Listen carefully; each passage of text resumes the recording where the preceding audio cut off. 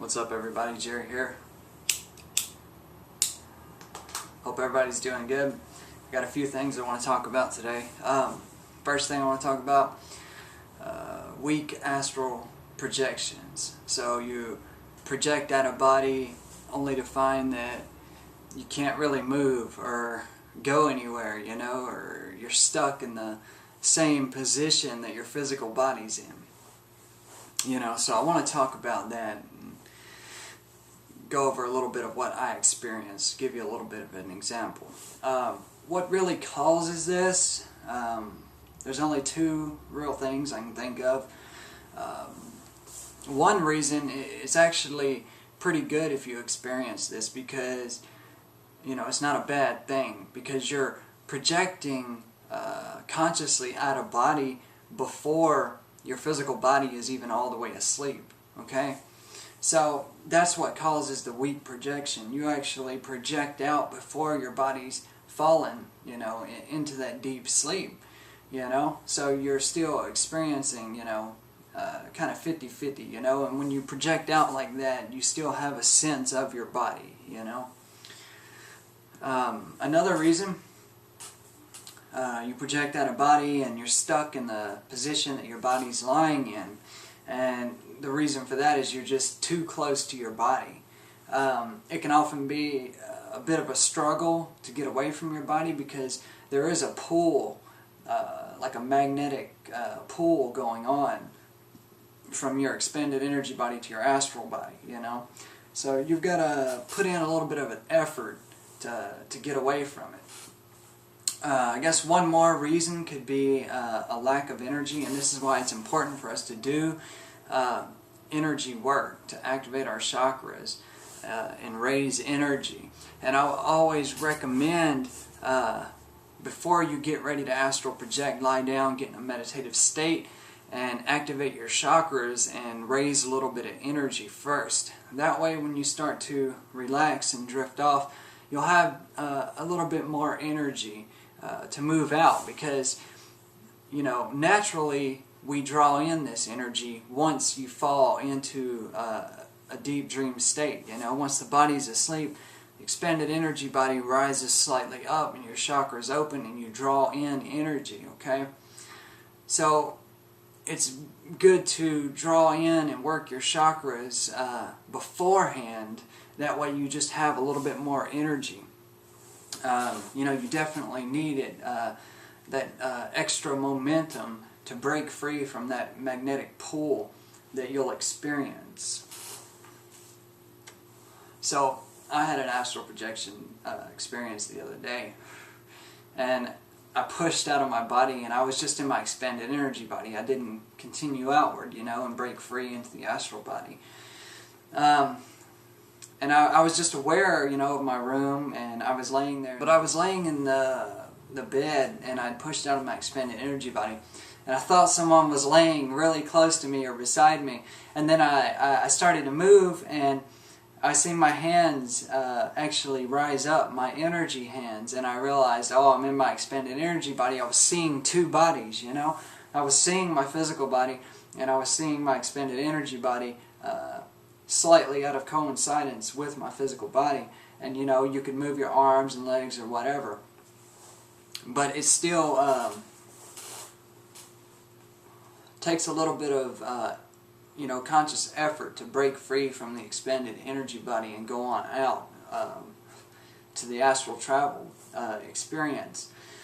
What I recommend is once you're in this state, if you can consciously push yourself out into the expended energy body, any astral projection technique will work. You always want to do something simple. The rope technique works really well, although don't try to go straight up when you're doing the rope technique. Do it at an angle, okay? This is just going to offer you a little bit more momentum, and I found that it helps me if I perform it at an angle rather than straight up, you know? But anything will work. Like you could spin around, just roll over, and you'll roll right on out. You know, it's very simple. Once you get to that point, you know, it's very, very simple. I think that's what Robert Monroe called Focus 21, I believe. But I'm not 100% on that. But I want to talk about a couple other things as well. While I just thought about Robert Monroe, he used to talk about the help that we receive throughout our life from our spirit guides, our ancestors, our true soul, you know, whoever it may be. And he used to talk about this help that we receive. Sometimes it's very subtle. Most people don't realize it or make the connection. Some people just, you know, call it intuition, you know. But really, we all receive this help. If you start looking for it, you're going to start making the connections and realizing how much help you really do receive. And, you know, and you could say that if you start looking for anything, you know, you're going to find, you know, you're going to find it, you know, in this and that, you know, whatever. But it's true. We do receive this help. Sometimes it's very subtle, but, you know, most of the time all you have to do is ask for it. Sorry about the camera shaking. But I want to give an example. And this is just really subtle. But, you know, I always try to live lucidly, and, you know, I recognize these things when they happen. So the other day, I went and got some breakfast on my way to work, and, you know, I went to the drive-thru, whatever. Then I went to go get some gas at a gas station. You know, I paid for my gas, pumped the gas. I got in my car, and I opened up my breakfast, and it just looked terrible, you know. It was just, you know, whatever. I'm not going to get into that. But, you know, I was like, oh, man, you know, it's all messed up. So I get out to throw it away in the trash can there, and I had done started my car and everything. And when I throw it away, I look over and I realized I didn't put my gas cap on. I didn't shut the door to the gas tank, you know. And this is a very small, very subtle thing, but, you know, I try to recognize these things when they happen. You know, you could say it's a coincidence, whatever, but, you know, if it hadn't happened, if my breakfast wasn't messed up, I would have never gotten out and realized that, you know, I had left my tank open, you know. You know, my gas would have, you know, evaporated, you know, whatever. You know, I would have lost my gas cap. It's just a very simple, very subtle thing, but we receive this help throughout our whole lives. If you start paying attention, you're going to start to realize this as well. And I want to talk about another thing while I'm on here.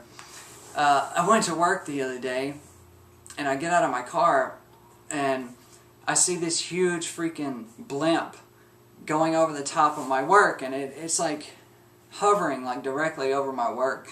And I'm like, what the hell's going on here, you know? And the thing turns around, and it says propheciesdecoded.com. And I was like, Prophecies Decoded? But I later checked it out. And I don't know if this is the same guy. I'm sure you know who I'm talking about. I don't know the guy's name. A real asshole, douchebag guy. He fear-mongering, you know. He convinced people that he's decoded the Bible, that he found hidden messages that predicted the end times. And he had people follow him. And these people sold their houses. They sold everything they owned, and they gave all their money to the cause to this guy. And it didn't happen one time. The guy failed one time, and sure enough, people still followed him the second time. And he predicted the end was going to be May 21st, which of course, May 21st is come and gone, and we're all still here. Well, when I see this propheciesdecoded.com, I don't know if this is the same guy or not, but when I went on the website, it's the same exact thing. Decoding the Bible, hidden prophecies, you know, all trying to find the end of times, trying to predict that. And it's such fear-mongering bullshit, it really is. I mean, I don't know how people can buy into this, not once, not twice, but 3 times, you know? Just stop and think a little bit. I mean, this stuff ain't right. This guy swindled all these people. I remember Free Beer and Hot Wings, they have a morning radio show, and I often listen to that on the way to work, and they gave this guy a real hard time. They actually seen his bus outside their studio, and they had dared one of their guys to try to get on the bus and blow the horn. And it was really funny, you know. He was arguing with the guys and stuff, and he told them, he was like, "Why don't y'all give me this bus on May 22nd?" And the guy's like, he's like, "It's not going to be here. Everybody's going to die. The world's going to end." And he's like, "Well, then give me the bus then," you know. But he got on, blew the horn, and there was like a, you know, it really made him mad. You know, they really got aggressive with the guy at the end. It was pretty funny, but, you know, I don't know how people can be so naive to buy into this, you know. We've got to live our lives free of fear. Okay, we've got to come to terms with and accept that we're all going to die one day. Okay? And it doesn't matter how. It doesn't matter when. Okay? We just need to come to terms with that and accept that. The only thing you can do is try to prolong it. Prolong your life, you know? And there's nothing wrong with that, wanting to stay here. This fear is generated from not knowing, you know? People assume that this life is greater than the next because they don't know. They don't have something tangible to hold on to show them otherwise. And for me, this is just another reason that astral projection is very important, you know? Because I can't hand, you know, absolute proof to you, but I can hand you the tools to prove to yourself, you know? And that's what everybody needs. Everybody needs to prove to themselves that there's something more, there's something greater out there, something great to be experienced. And we can all experience that, and we can all rid ourselves of this fear, okay? And we can start to live. Alright, thanks for listening.